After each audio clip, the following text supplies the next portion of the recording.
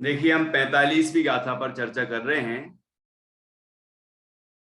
और गाथा को हम एक बार फिर से पढ़ेंगे और फिर टीका आगे बढ़ेगी। अविभक्त अविभक्त मणर्णत्तम अविभक्त मणर्णत्तम द्रव्य गुणाणम विभक्त मणर्णत्तम द्रव्य गुणाणम विभक्त मणर्णत्तम णिच्छन्ति णिच्चयणु णिच्छन्ति णिच्चयणु तद्विपरीतं हि वातेसिं तद्विपरीतं हि वातेसिं। देखिए यहाँ पर किस दृष्टि से द्रव्य में गुणों के साथ विभक्तपना कहा है और किस दृष्टि से उनके अंदर अविभक्तपना कहा है, किस दृष्टि से उनमें भेद कहा है, किस दृष्टि से अभेदपना कहा है। ठीक है, किस दृष्टि से मतलब अपेक्षा से द्रव्य और गुण में भेद है और किस दृष्टि से भेद नहीं है, ये बात बहुत सुंदर ढंग से यहाँ इस 45वीं गाथा में कही गई है। देखिए यहाँ हम टीका पढ़ रहे थे। यह द्रव्य और गुणों के सोचित अनन्यपने का कथन है। सोचित जो उचित हो, जहां है ना, ज्યાં જ્યાં જે જે યોગ્ય છે ત્યાં સમજવું તે और ત્યાં ત્યાં તે તે आचरे आत्मार्थी जन ए। ठीक है ना। तो यह द्रव्य और गुणों के सोचित अनन्यपने का, अनन्य अन्यपना नहीं, नहीं अन्य अन्यपने का निषेध है, अनन्यपने का कथन है। अर्थात द्रव्य और गुणों को कैसा अनन्यपना घटित होता है वह यहाँ कहा है। देखिए ध्यान से सुनना, द्रव्य और गुणों को अविभक्त प्रदेशत्व स्वरूप अनन्यपना स्वीकार किया जाता है। किस तरह का अनन्यपना स्वीकार किया जाता है? अविभक्त प्रदेशत्व रूप, अर्थात अविभक्त मतलब भेद ना किया जाए, विभाग ना किया जाए, ऐसा प्रदेशत्व मतलब प्रदेश भेद ना किए हुए हों, प्रदेश भेद किए बिना अनन्यपना है, मतलब प्रदेश भिन्नता नहीं है और वो अनन्य है, मतलब एक रूप है। परंतु विभक्त प्रदेशत्व स्वरूप अन्यपना तथा अनन्यपना स्वीकार नहीं किया जाता। दोनों ही में लगाया ये कि विभक्त प्रदेश मतलब भिन्न प्रदेश। जैसे मैं आत्मा हूं और मेरा जो ज्ञान है वो उसके प्रदेश अलग हैं और आत्मा के प्रदेश अलग हैं। ठीक है, प्रदेश तो समझते हैं, क्षेत्र अलग है। तो ऐसा नहीं है, विभक्तपना मानो या अविभक्तपना मानो, भेद कहो या अभेद कहो, लेकिन वह प्रदेश भिन्नता तो नहीं है दोनों। ये बहुत सुंदर चर्चा किया है ना, कि पहले नंबर ये स्वीकार करना है कि हमारे अंदर जो ज्ञान है, दर्शन है, सुख है, वीर है, श्रद्धा, चारित्र्य आदि अनंत विशेष गुण हैं, अस्तित्व, वस्तुत्व आदि अनंत सामान्य गुण हैं, जीवत्व शक्ति, चिति शक्ति, दृष्टि शक्ति आदि अनंत शक्तियां हैं, अस्ति नास्ति एक अनेक भेद अभेद आदि अनंत धर्म हैं। ये सब जो मेरा अनंत वैभव है, उस अनंत वैभव से यह द्रव्य अर्थात यह आत्मा, यह जीव अभिन्न है, एक रूप है, उसके प्रदेश भिन्न नहीं है। अब प्रदेशों की भिन्नता की अपेक्षा तो भेद कहीं नहीं कहा, ये ध्यान रखना है। वस्तु भेदा भेदात्मक है तो प्रदेश भेद की अपेक्षा भेद नहीं कहा। तो आचार्य ने पहली बात धरातल पर बहुत सुंदर रखी, ये कहा कि अविभक्त प्रदेशत्व रूप से अनन्यपना स्वीकार करना, ठीक है, और ये विभक्त प्रदेशत्व रूप से ना अन्यपना स्वीकार करना ना अनन्यपना स्वीकार करना, ये बात बहुत जोरदार है ना। फिर से, द्रव्य और गुणों को अविभक्त प्रदेशत्व स्वरूप अनन्यपना स्वीकार किया जाता है, परंतु विभक्त प्रदेशत्व स्वरूप अन्यपना तथा विभक्त प्रदेशत्व स्वरूप अनन्यपना स्वीकार नहीं किया जाता, वह स्पष्ट समझाया जाता है। ये बात और बढ़िया तरीके से स्पष्ट रूप से अब समझाई जा रही है। देखिए, जिस प्रकार कोई को कठिन लगे शब्द तो आप बता देना, वैसे तो मैं कोशिश करता हूं कि सब शब्दों को सरल कर दूं, है ना, और आप लोग तो सब अभ्यासी हैं, सब समझ में आ जाता है कि क्या कह रहे हैं आप।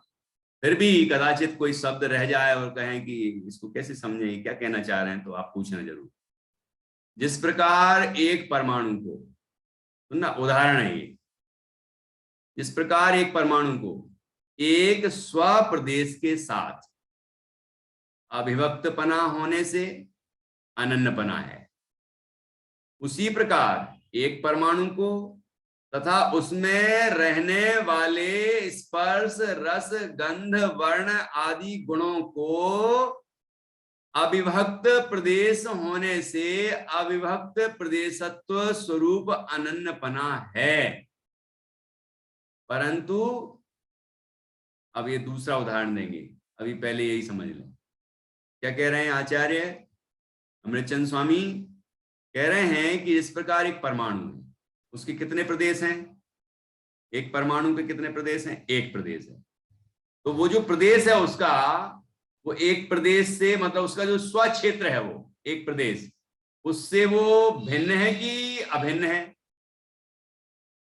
अभिन्न है, मतलब उस प्रदेश से एक रूप है वो, आकाश के प्रदेश से एक रूप नहीं है। उसका जो एक प्रदेश है वो उससे एक रूप है, उसका स्वयं का प्रदेश है, वो स्वक्षेत्र है।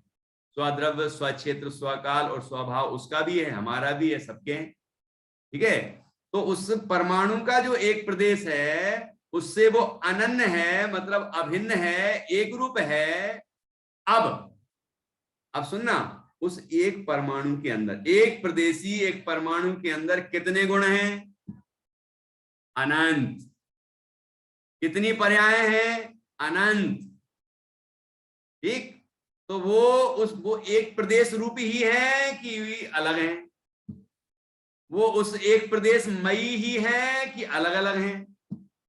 देखो, परमाणु भी एक प्रदेशी, उसके गुण भी एक प्रदेशी, उसकी पर्याय भी एक प्रदेशी, और तीनों के एक ही प्रदेश, अलग अलग सबके एक एक प्रदेश नहीं, सबका एक प्रदेश। तो प्रदेश अपेक्षा परमाणु और उसके जो स्पर्श आदि अनंत गुण हैं वो सब एक हैं। अविभक्त, अविभक्त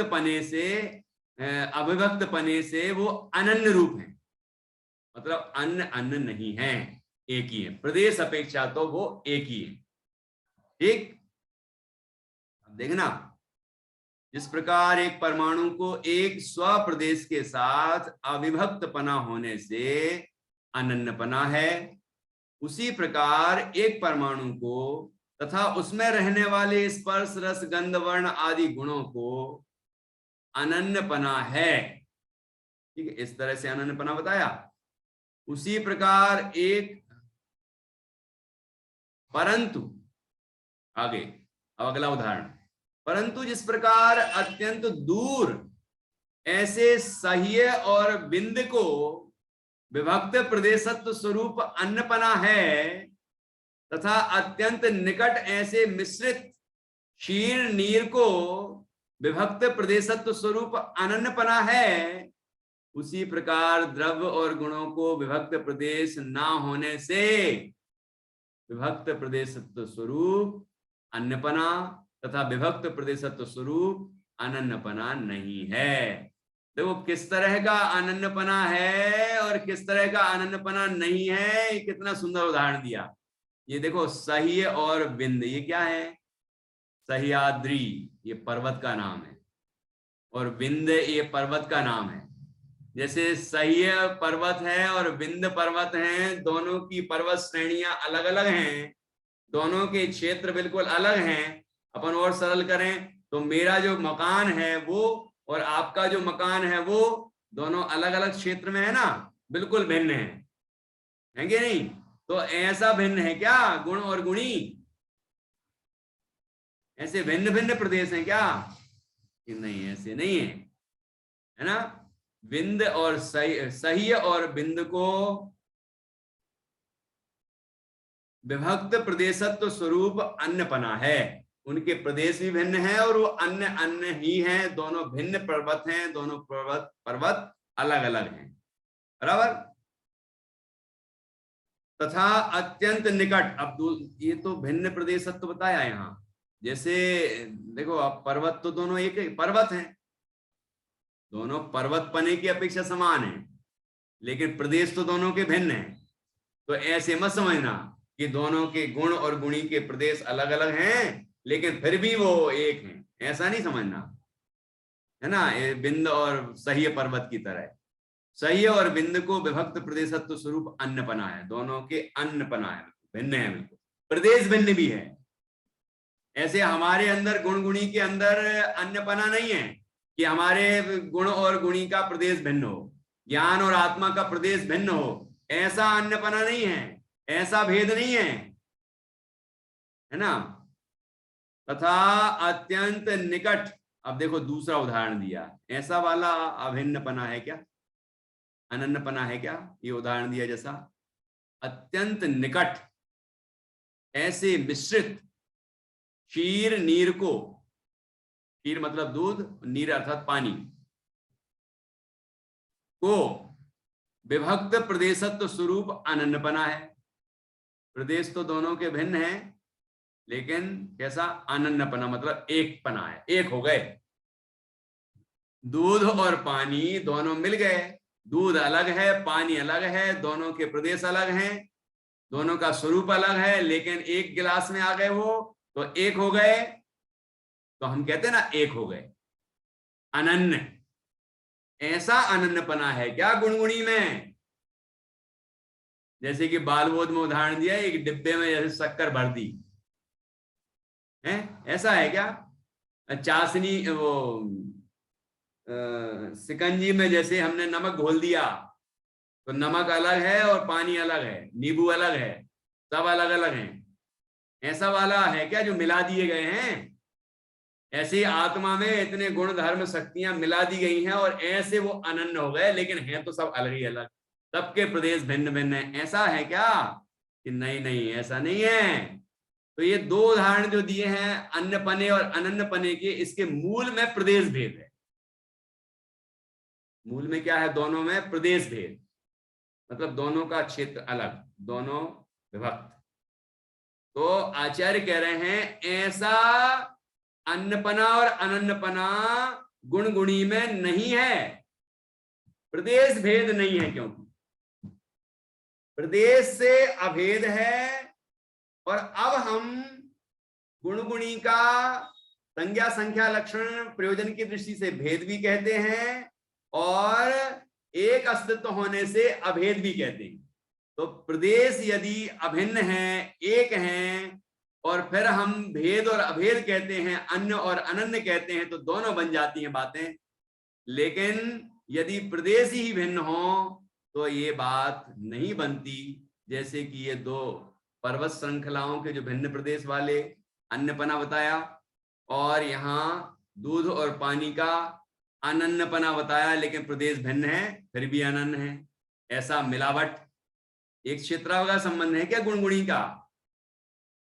गुणगुणी का एक क्षेत्रावगाह संबंध नहीं है। कौन सा है वो? प्रशिक्षण में बोला था ना अपने, तादात्म्य सिद्ध संबंध है। तादात्म्य सिद्ध संबंध है, एक स्वरूप है गुणगुणी।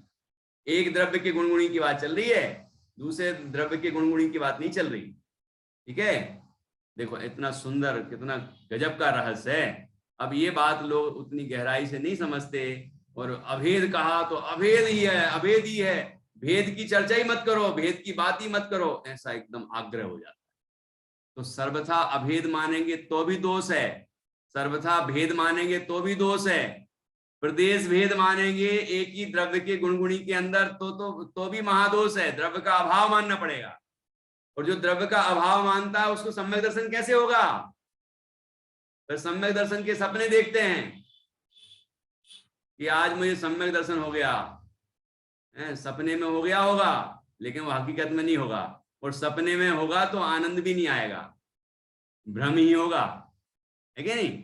तो कहने का तात्पर्य कि किस दृष्टि से वस्तु का स्वरूप यहां पर प्रतिपादित किया है, गुण गुणी का अभिन्नपना और भिन्नपना कहा है, अन्नपना और अनन्नपना कहा है, वो बात हमें समझना है। मूल आधार में प्रदेशों का अभिन्नपना समझना है, प्रदेश भिन्न नहीं है एक द्रव्य के गुणगुणी के अंदर, ठीक है, पहली बात ये।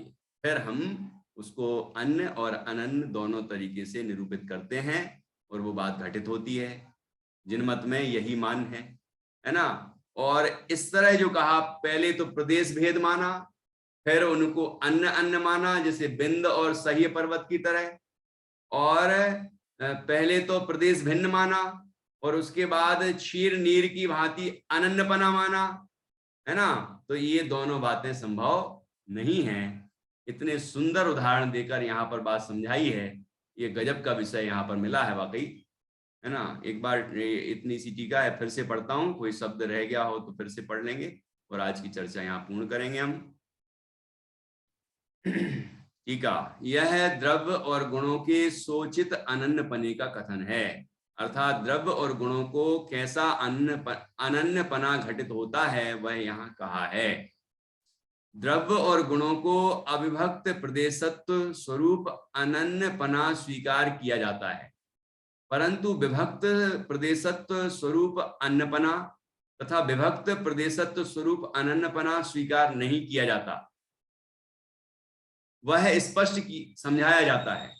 जिस प्रकार एक परमाणु को एक स्वप्रदेश के साथ अविभक्तपना होने से अनन्यपना है, उसी प्रकार एक परमाणु को तथा उसमें रहने वाले स्पर्श रस गंध वर्ण आदि गुणों को अविभक्त प्रदेश होने से अनन्यपना है। परंतु जिस प्रकार अत्यंत दूर ऐसे सह्य और बिंद को विभक्त प्रदेशत्व स्वरूप अन्नपना है, तथा अत्यंत निकट ऐसे मिश्रित क्षीर नीर को विभक्त प्रदेशत्व स्वरूप अनन्नपना है, उसी प्रकार द्रव्य और गुणों को विभक्त प्रदेश न होने से अन्नपना तथा अनन्नपना नहीं है, प्रदेश विभक्त स्वरूप अन्नपना तथा प्रदेश विभक्त स्वरूप अनन्नपना नहीं है। ये बात यहाँ पर कही है, और मुझे लगता है कि सबको ये बात स्पष्ट हुई होगी, और यहाँ ये दोनों बातें जो कही हैं वो स्पष्ट हुई होंगी। किसी को फिर भी कोई शंका हो तो आप पूछ सकते हैं, और इस तरह आज की चर्चा हम ये कौन सी 45वीं गाथा की चर्चा हम पूर्ण करेंगे, और अब कल 46वीं गाथा चलेगी। यहाँ अभी विषय यही चल रहा है ना। ये बात बिल्कुल स्पष्ट हो जाना चाहिए। अब आप बताओ कि वैसे तो इसके पहले भी स्पष्ट ही था ये विषय, लेकिन अब जो यहाँ उदाहरण दिए तो हमारा जो ज्ञान है वो और स्पष्ट हो गया, तर्कपूर्ण हो गया, है ना। बढ़िया तरीके से समझ में आ गई बात कि वाकई यार क्या मतलब आचार्य कितना गहराई से सोचते हैं। ये कुछ दिन पहले ही प्रवचन सार्वजनिक में एक ये गाथा है, हाँ, और मैंने वो अच्छे से पढ़ी और क्लियर हो गई थी बात। लेकिन ऐसे एक विचार आया कि उसी आकाश के प्रदेश में तो 6 मतलब 5 और अन्य द्रव्य के प्रदेश आ जाते हैं। एक ही, ये हम मतलब सीख, ये हाँ, बुद्धि के हाँ। अनुसार है। लेकिन अब हम जब ये कह रहे हैं कि द्रव्य के छयों मतलब छयों द्रव्य के प्रदेश सेम है, तो ये विभक्त प्रदेश होगा, मतलब अलग अलग वाला होगा, या अन्य मतलब वो जो दूसरा है, भिन्नता दो तरह से कही जा सकती है, एक पृथक प्रदेशत्व और एक सेम प्रदेश वाला, है ना। तो जैसे एक गुणगुणी वाली वो है, हमें शब्द नहीं आ रहा है, वो हाँ, भाव कोई बात नहीं, मैं बरसाने समझ गया कि उस प्रदेश पर जो अन्य द्रव्य विद्यमान है, अन्य द्रव्य हाँ विद्यमान मतलब पूरे पूरे तो नहीं है, लेकिन अन्य द्रव्य के प्रदेश जो वहां विद्यमान है, तो उनमें तो प्रदेश भिन्नता है। हाँ, लेकिन लेकिन उसी प्रदेश के, आकाश के उसी प्रदेश में है सब। हाँ, भले ही हो, हाँ लेकिन वो आकाश के प्रदेश की अपेक्षा व्यवहार से कहेंगे तो हम कहेंगे एक क्षेत्रावगाह संबंध है। हाँ हाँ तो एक क्षेत्रावगाह है, एक क्षेत्र में अवगाहन है, उनका रहने का स्थान एक है, लेकिन वो उनका स्वक्षेत्र एक नहीं है। हाँ, स्व क्षेत्र एक नहीं है, हाँ, लेकिन जो परमाणु और उसके जो अनंत गुण हैं, उनके उनका स्व उनका क्षेत्र। स्वक्षेत्र एक है। हाँ ऐसे ही हाँ मेरे जो जीव है, उसके जो प्रदेश, उसका वो जो द्रव्य है और उसके अनंत गुण हैं, उनका स्वक्षेत्र एक है। मतलब एक जो आत्मा असंख्यात प्रदेशी है ना, वही उसके प्रदेश हैं, वही गुण के, वही गुणी के। तो इस तरह से अभेद बना, प्रदेश की अपेक्षा तो भेद किसी भी तरह नहीं है। ये बात यहाँ पर गाथा में बहुत सुंदर स्पष्ट रूप से आई है। प्रदेश की अपेक्षा भेद नहीं मानना एक वस्तु में, है ना। प्रदेश की अपेक्षा अभेद मान के, अनन्य मान के, फिर हम किसी दृष्टि से अन्यपना भी कहें, है ना, तो वो घटित होगा। लेकिन प्रदेश की दृष्टि से ही हम भेद मानेंगे तो वो बात तो घटित नहीं होगी। इसीलिए ये लाइन लिखी है लास्ट वाली, उसी प्रकार द्रव्य और गुणों को हाँ, विभक्त प्रदेश ना होने से, मतलब विभक्त प्रदेशत्व स्वरूप एक तो अन्यपना भी माना है और उसी को अनन्यपना नहीं है, मतलब दोनों बात है, किसी दृष्टि से अन्यपना है, किसी दृष्टि से अनन्यपना है। बिल्कुल ठीक है। हाँ दीदी, ये लाइन गलत है क्या, थोड़ा आप बताइए। हाँ, सहे और विंद, विंद को विभक्त प्रदेशत्व स्वरूप अनन्यपना लिखा है, अन्यपना होना चाहिए। हाँ, अन्नपना है ये, यहाँ अन्नपना है, और ये जो क्षीर नीर वाला लिखा है उसमें अनन्नपना। हाँ, वही मेरे को कंफ्यूजन हो रहा था कि ये अनन्यपना कैसे बता रहे हैं कि दोनों का विभक्त प्रदेश है तो वो अलग ही है। हाँ, विभक्त प्रदेश भी है और विभक्ति ही है, लेकिन यहाँ वाले में जो क्षीर और नीर है वो विभक्त प्रदेश तो है, लेकिन वो क्षेत्र उनका एक है, एक क्षेत्रावगाह संबंध है। आकाश के प्रदेशों की अपेक्षा एक क्षेत्र है। हाँ, इसलिए वास्तव में दोनों के अपने अपने क्षेत्र हैं। हाँ, इसलिए ये जो मतलब दो तरह से जो बहुत अच्छा समझाया ना, कि दो भिन्न भिन्न प्रदेश वाले हैं तो वो अन्य है, और ये एक क्षेत्र में है फिर भी अन्य है, मतलब एक क्षेत्र में होके भी अन्य है, क्योंकि दोनों का क्षेत्र अलग है ना। आकाश के प्रदेश की अपेक्षा एक क्षेत्रावगाह संबंध है। गिलास में दूध और पानी दोनों मिले हुए हैं, लेकिन दोनों का प्रदेश, दोनों के प्रदेश अलग ही हैं। वहां तो वो प्रदेश अलग हैं, आकाश के प्रदेश एक हैं, प्रदेश अलग हैं। तो स्वप्रदेश अलग होने पर भी अन्नपना हमने कह दिया, तो ऐसे क्या गुण गुणी एक द्रव्य के गुण और का संबंध है?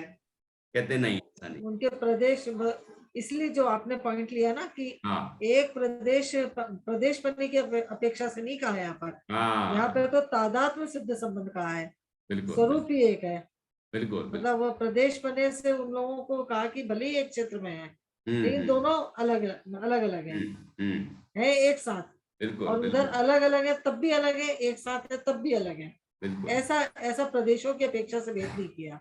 यहाँ पर तो ये बता रहे हैं कि वो प्रदेश भेद वाली बात ही नहीं है, यहाँ तो वो दोनों एक ही है, प्रदेश एक ही है और उनमें तो तादात्म्य सिद्ध संबंध है, प्रदेशों की अपेक्षा से नहीं है संबंध।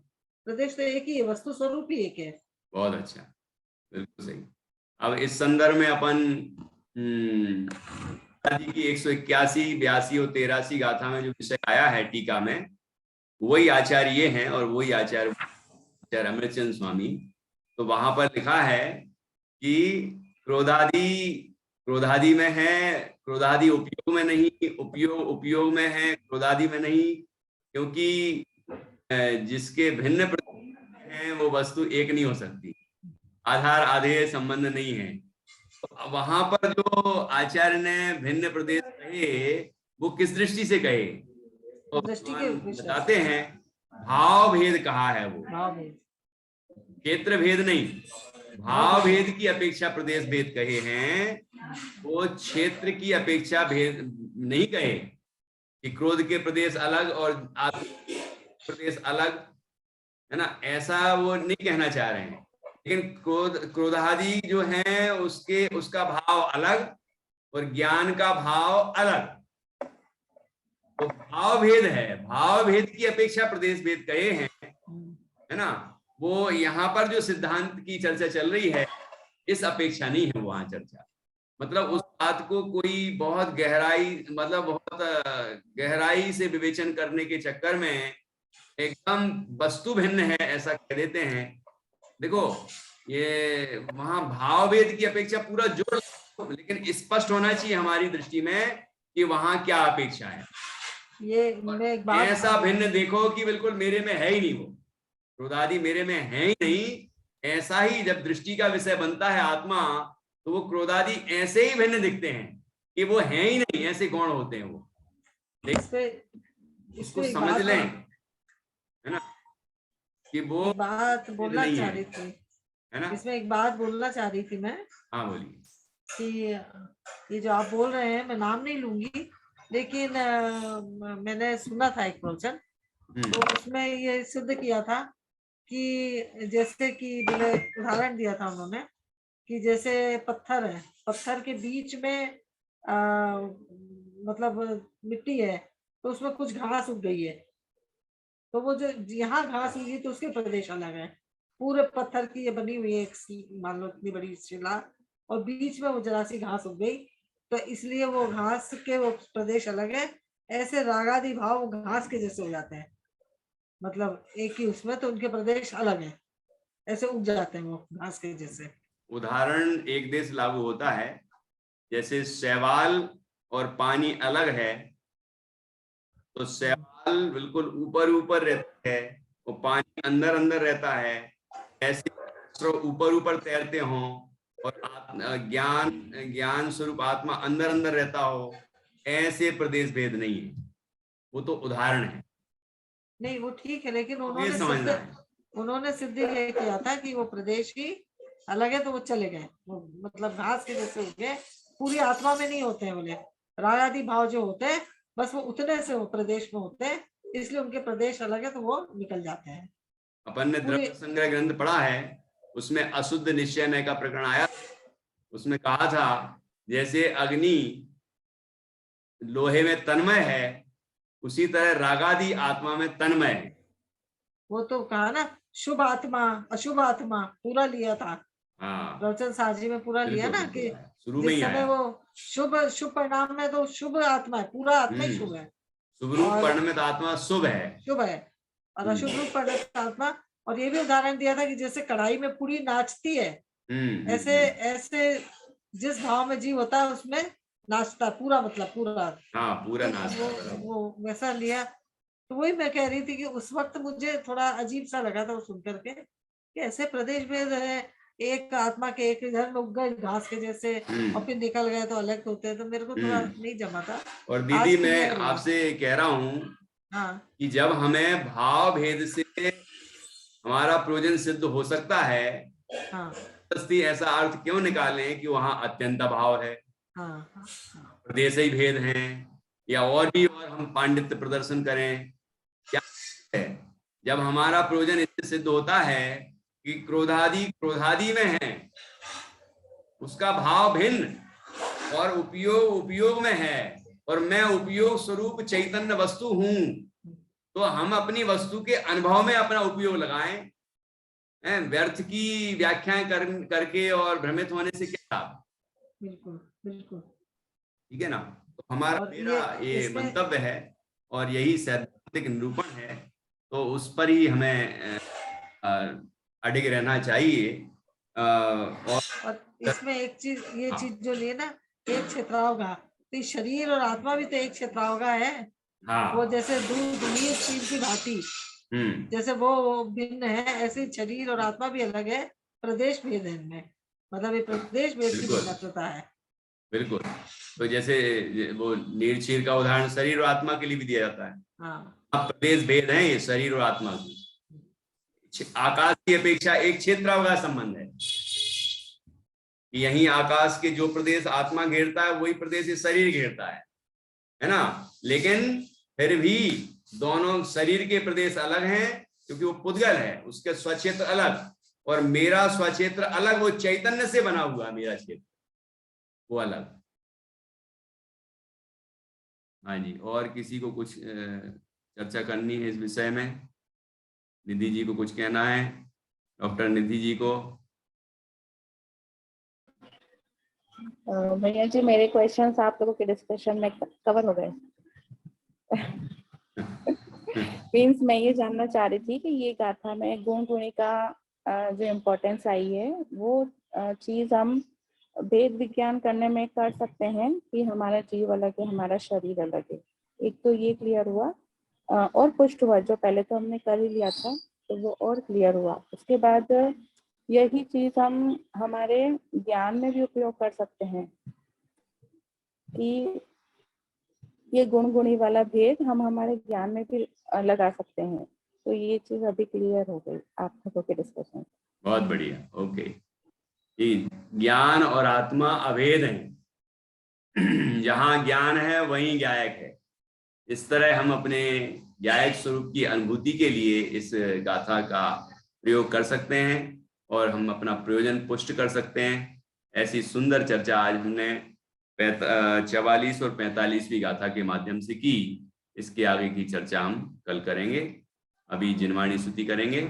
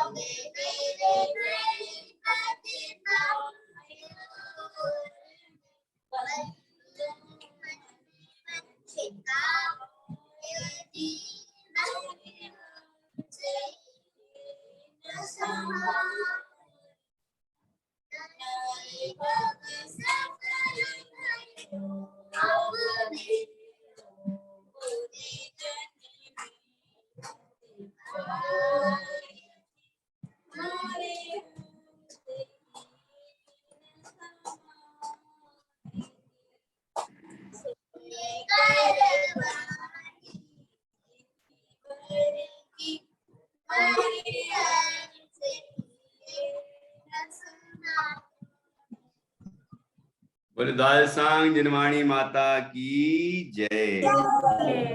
महान जिन धर्म की जय। सभी 9 बार नमो का मंत्र के माध्यम से पंच परमेश्वरी का स्मरण करेंगे।